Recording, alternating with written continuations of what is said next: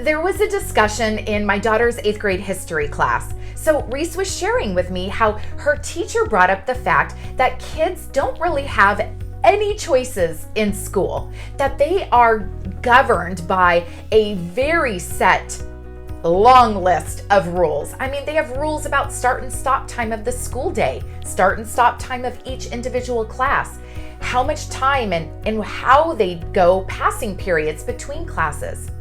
All of their teachers have a set of rules of how they operate in the classroom. And in fact, schools have rules about when kids can actually eat and go to the bathroom. I mean, talk about rules, but you and I get it, right? Could you imagine if middle school students had no rules? I mean, the absolute chaos that would ensue.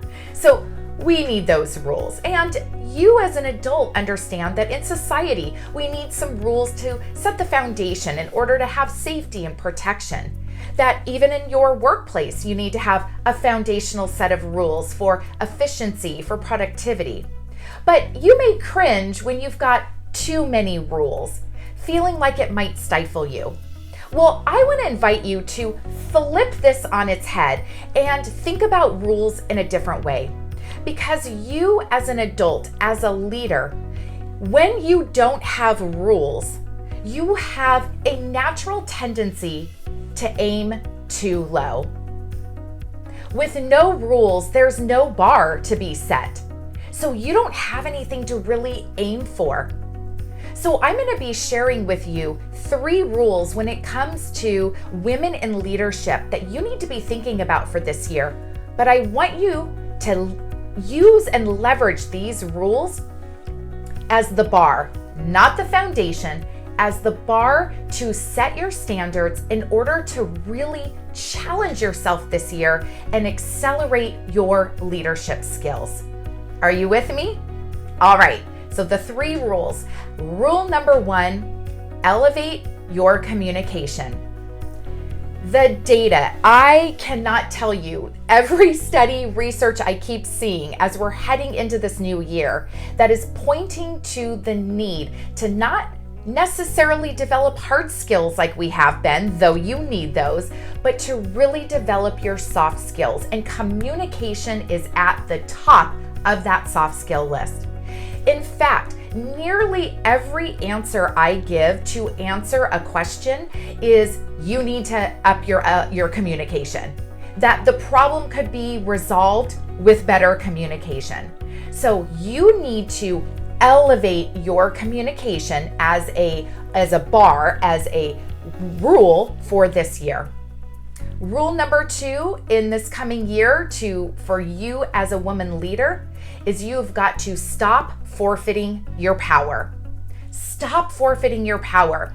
I know that women on average have a tendency to be asked to do certain things and have a tendency to say yes to things. And most of the time it's because, hey, I'm a team player. I don't want to seem like I can't get down and dirty and roll up my sleeves when people ask me to do something. But in fact, every single time you say yes, you are forfeiting your power. Stop forfeiting your power this year. You have to find a way to delegate, to say no, to find the ways that you can reclaim your power and actually demonstrate your strength as a leader. And finally, rule number 3, measure yourself. Measure yourself. And do not measure yourself or compare yourself against someone else. You must measure yourself against who you were the day before. If you want to raise the bar and accelerate yourself in leadership, you better start taking stock and measure yourself on it, whether it's a daily, weekly, monthly, quarterly basis, on the different skills, your goals. Are you even setting goals? Are you looking at what you did yesterday and saying, can I be better today? And the only way to do that is by measuring yourself. You've got to have the data. So I want you to take these 3 rules when it comes to women in leadership for this year and not use them as the foundation, but use them to challenge yourself. I know you can become the leader that you don't even realize exists within inside of yourself. You can do it, but only by following these 3 rules to really raise the bar and get you this year. We're here to accelerate women in leadership, forge new paradigms, change what leadership means in today's world. Until next time.